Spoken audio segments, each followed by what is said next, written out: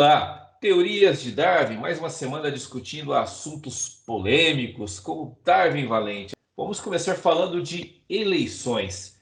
A gente vive uma polêmica no país sobre a questão do voto impresso, da urna eletrônica. Comenta um pouquinho sobre essa polêmica que o nosso presidente aí instaurou no país.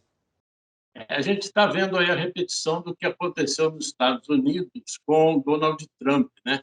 Ele já previa problemas nas eleições, fantasmas eleitorais, antes mesmo que as eleições acontecessem.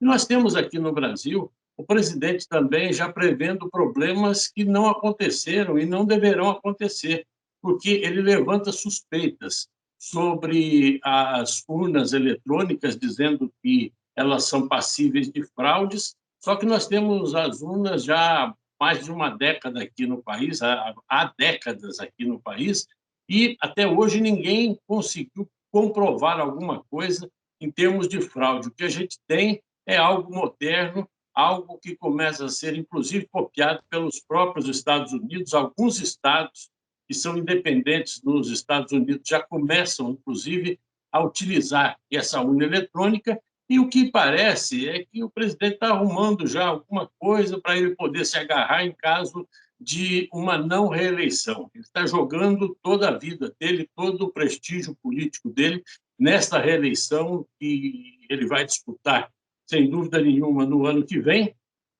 E, para isso, ele está deixando aí já alguma dúvida em relação à urna eletrônica, uma dúvida que até agora ele não conseguiu comprovar.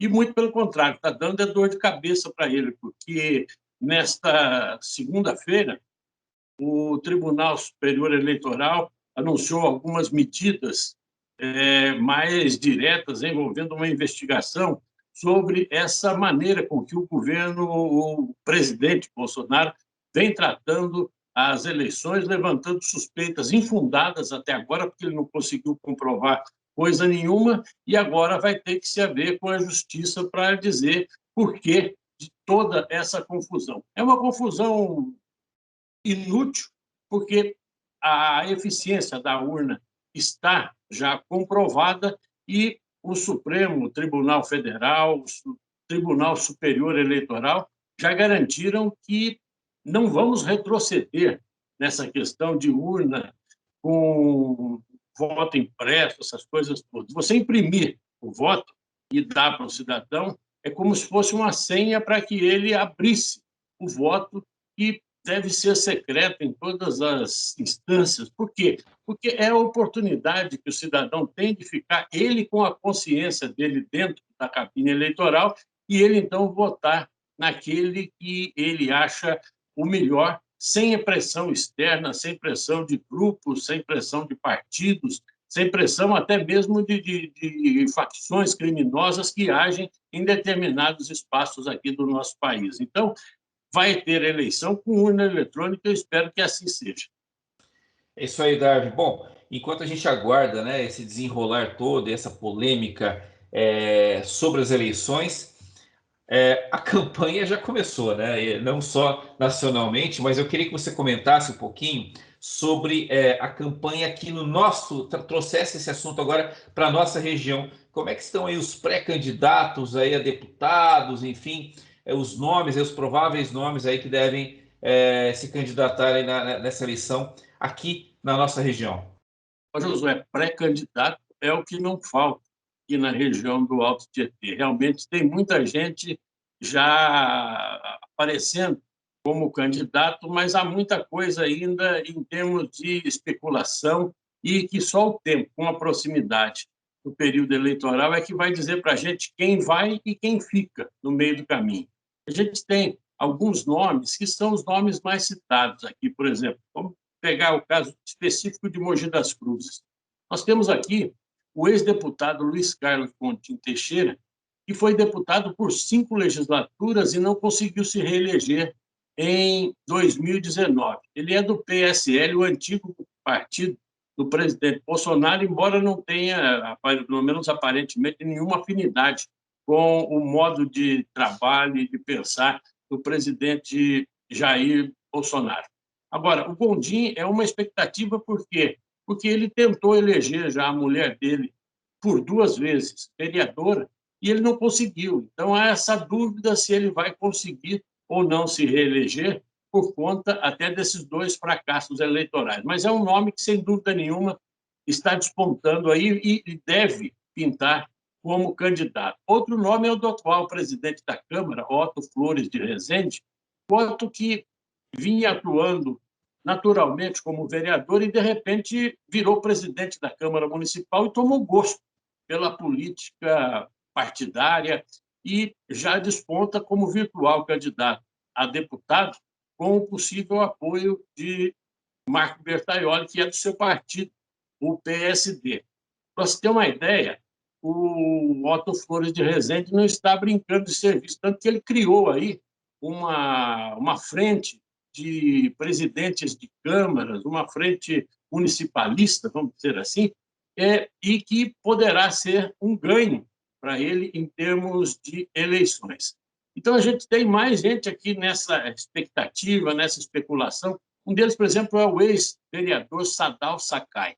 Sadal pertence ao PL, do deputado federal Valdemar Costa Neto, que deseja colocar o Sadal como uma espécie de cunha do partido junto à colônia japonesa. O PL não tem nenhum nome forte para atuar junto à colônia japonesa do estado inteiro. Então, é um enorme caminho que ele tem para explorar, que é essa área da colônia japonesa. Para se ter uma ideia, já preparando o caminho, Valdemar Costa Neto colocou o Sadal Sakai como uma espécie de ouvidor da Prefeitura Municipal de Suzano, cujo prefeito também é do PL, que era para o Sadal ganhar espaço. Não sei se ele está conseguindo ganhar o espaço que deveria, mas essa semana, por exemplo, ele já esteve reunido com o deputado federal Marco Aurélio Bertaioli, buscando costurar um apoio. E aí você veja como as coisas vão ficando complicadas, porque Otto Flores de Rezende é do partido do Bertaioli, mas Bertaioli tem um compromisso político com Valdemar Costa Neto, que seria de dar apoio a Sadal Sakai, e aí a gente já começa a ver como o meio-campo pode se embolar. No meio de tudo isso, a gente tem o ex-prefeito de Mogi, Marcos Melo. Marcos Melo saiu da prefeitura e eu conversei com ele depois das eleições, quando ele já havia perdido as eleições, e ele me disse o seguinte, falou, olha, Davi, eu não tenho vontade nenhuma de sair candidato a deputado porque a área legislativa não é minha praia. Eu quero, sim, voltar a ser candidato a prefeito de Mogi.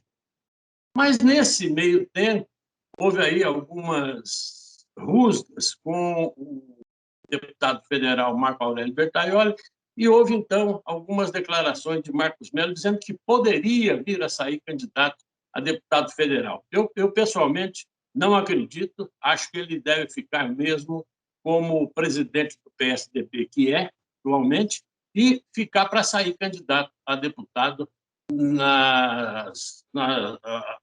sair candidato a prefeito nas próximas eleições.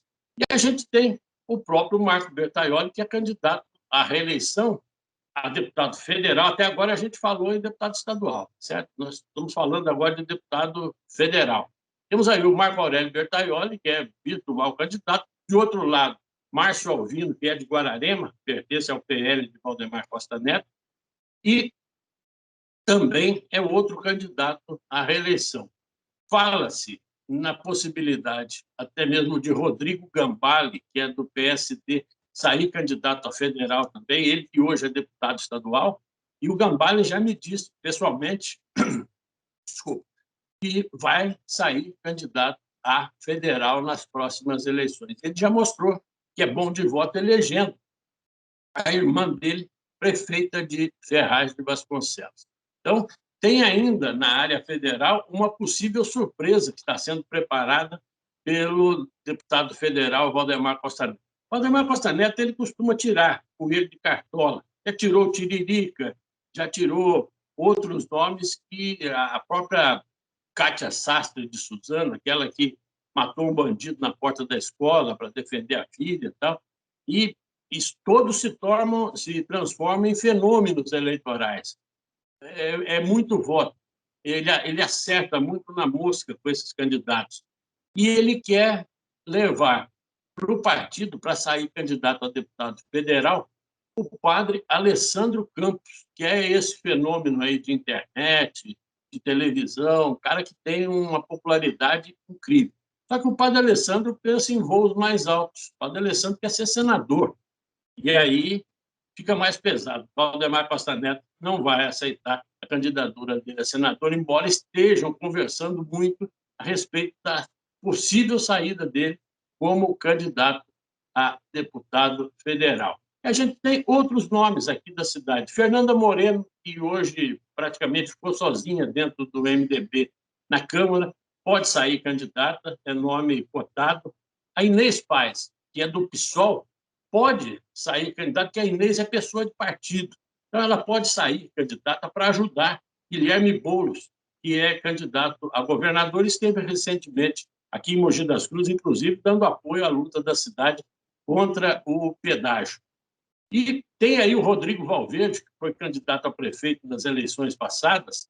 Rodrigo Valverde, que é virtual candidato a deputado estadual, juntamente pelo PT, e ele sai candidato estadual, da mesma forma que Estevão Galvão, que já é deputado há várias legislaturas, também vai concorrer novamente à reeleição. Temos aqui na área doméstica ainda a estadual Marcos Damasio, que é um deputado do PL, mas se o PL está lançando Sadal Sakai e outros nomes, a coisa pode congestionar para o lado do Marcos Damasio. Então, é bom o Marcos botar a barba de molho, porque vai ser uma eleição difícil para ele. Agora, no meio de tudo isso aí, como é que fica a questão do prefeito Caio Cunha? Interrogação. Falou-se até mesmo na possibilidade de Caio sair candidato a deputado. Esses dias atrás, eu ouvi uma entrevista do Caio e ele dizia que não vai sair candidato de forma nenhuma, porque ele foi eleito para prefeito e quer conduzir o mandato dele até o final. Então, veja bem, a gente tem aí a expectativa sobre quem o Caio Cunha vai apoiar.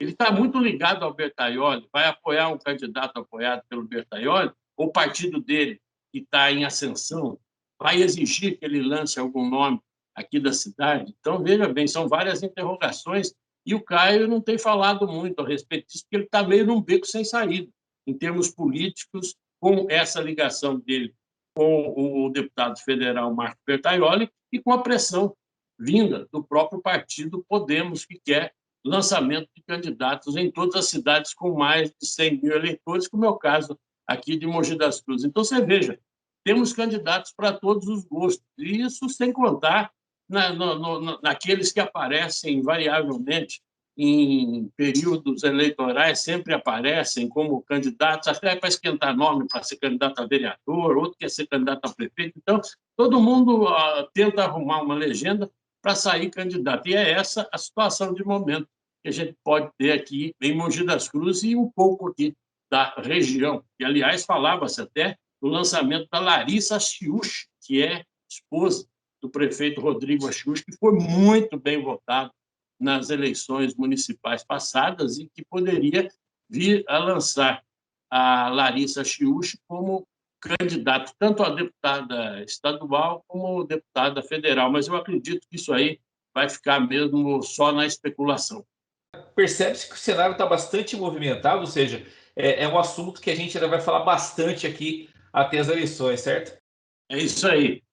Vamos, então, na semana que vem, a gente volta com mais informação aqui nesse nosso bate-papo semanal. Obrigado a todos que nos acompanharam e vamos em frente.